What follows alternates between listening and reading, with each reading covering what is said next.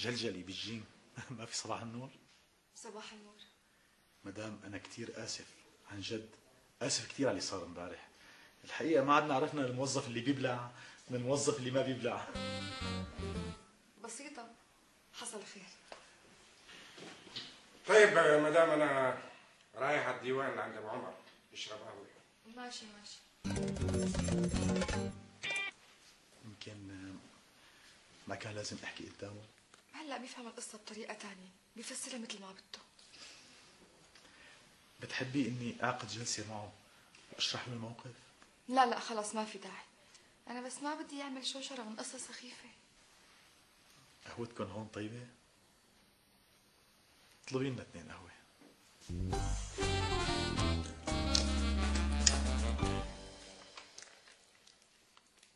يعطيك العافية. 2 قهوة. كيف قهوتك أستاذ؟ حلوة. واحدة حلوة وواحدة سادة.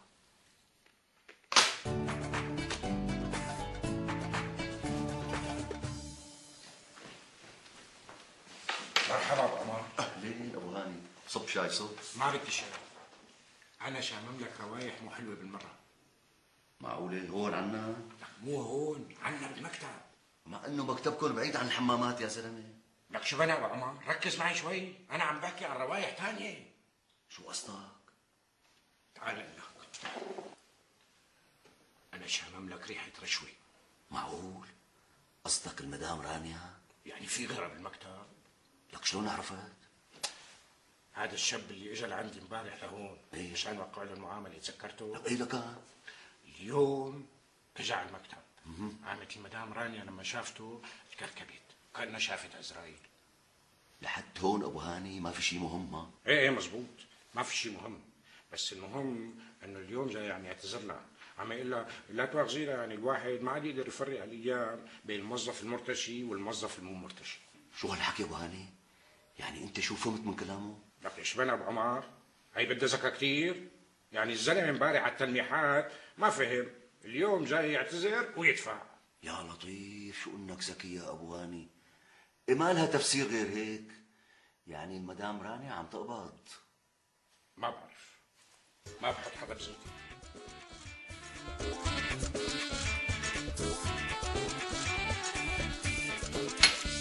يعني خلاص صافي يا لبن؟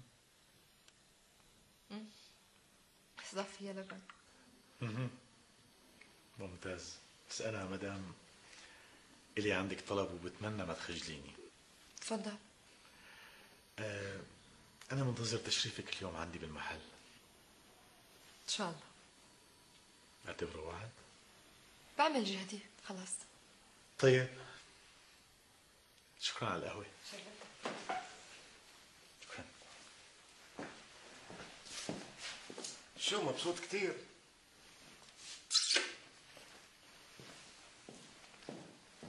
سبحان الله، ما اعطيته هذا الشاب ها؟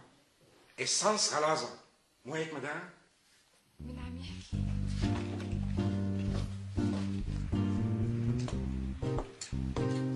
شو رأيك؟ افتلي شوي. حلو كثير رانيا. تمام؟ اي خديه. كثير لا بقلك مدام، وهي القطعة مو موجود منها غير وحدة، يعني مو ممعوطة بالسوق. قديش حقها؟ لا يا مدام عيب. لا إذا بدك، لا إذا بدك. طيب. قديش حقها عن جد؟ ماشي. هلا بس نلفها ونتحاسب. ألف لي إياها. على عيني تفضل. اعتز. ايوه ان شاء الله الف مبروك. الله يبارك فيك. ايه قديش حقها؟ يلا قل لي بقى. احذري قديش؟ عجزت. 1000 ليرة بس. ايش هو ألف؟ أنا قريت السعر، مسعر ب 3000 ليرة. يعني الله عليكم ما بدنا نراعيك يا مدام. ايش هو هالمراعاة القاتولية؟ مو معقول تكون ربحان فيها 2000 ليرة. زعل شو كثير تغلبي انت. اذا الزلمه بده يخسر انت شو دخلك؟ يخسر مع زبون غيري، مو معي أنا. تفضل. شكرا. وهي 2000 ليرة. مدام لا تخجليني، لا تكسري لي كلمتي بليز. أنا بدي أدفع 2000، إلك عندي شيء؟ امشي سارة. شكرا يعطيك العافيه.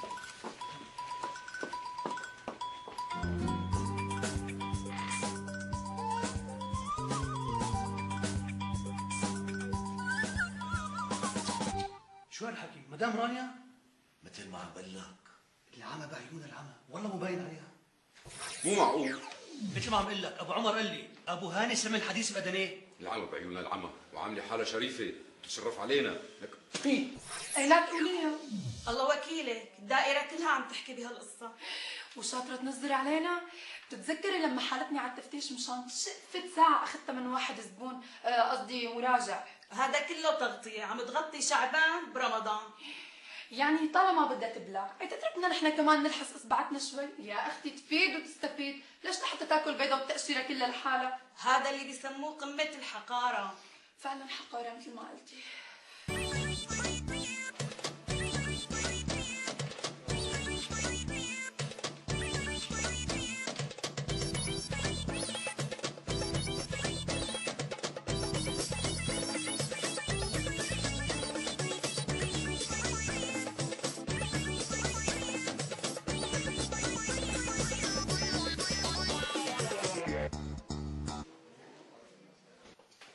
شو هالحكي؟ شفته بعينك؟ ايه طيب.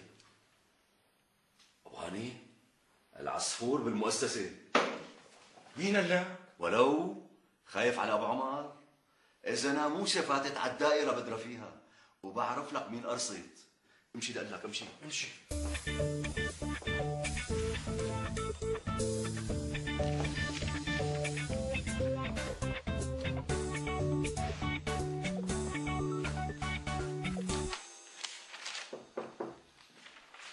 صباح الخير مدام رانيا.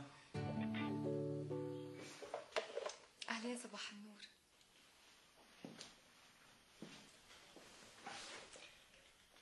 أنا كتير زعلان منك. أوف، خير إن شاء الله. أنا حبيت أعتذر منك وأنت قبلتي اعتذاري. صح؟ بناء على هذا الشيء أنا حبيت بس راعيكي بالجاكيت بدون أي نوايا تانية. أنا واثقة من هالشي، بس ما حبيت خسرك حق الجاكيت. طيب وإذا أثبتت لك إنه أنا ماني خسران بالجاكيت؟ كيف بقى؟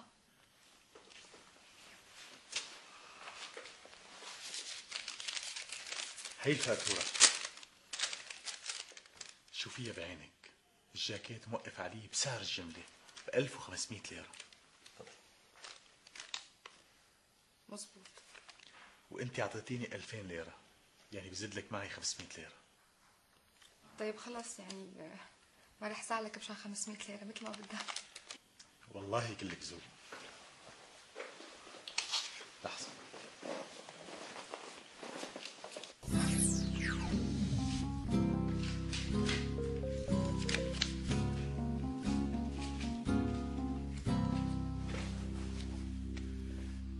برافو.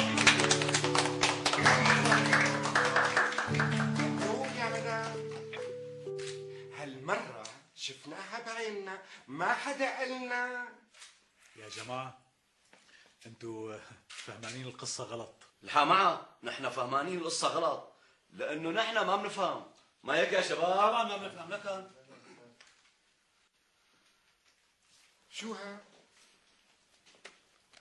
شو هاد يا مدام؟ 500 وحدة؟ شو هالرخص هاد؟ يعني عملتيها طلبي لك شي 4-5 آلاف ليرة، لا تكسري لنا تسعيرتنا. يا شباب اللي بده يصور أداة الجريمة، ابتسامة مدام، ابتسامة بالله.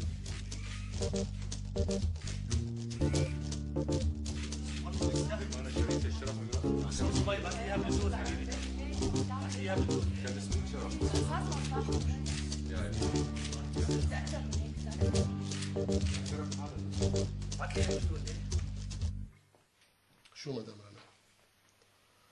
عجبتك الفضيحة اللي صارت؟ أستاذ أنا شرحت لك كل شيء بكتاب خطي. قريته؟ إيه، وشو رأيك؟ ما اقتنعت؟ مو المهم أنا أقتنع، المهم الناس اللي شافت وصورت وسجلت. أستاذ هي مؤامرة. مشكلتنا نحن العرب أي شيء بيصير معنا وما بيعجبنا بنقول عنه مؤامرة. لأمتى بدنا نخلص من عقدة نظرية المؤامرة هاي؟ إيه، وشو يعني؟ ما بعرف، أنا موقفي محرج كثير قدام الموظفين وقدام اللي أعلى مني.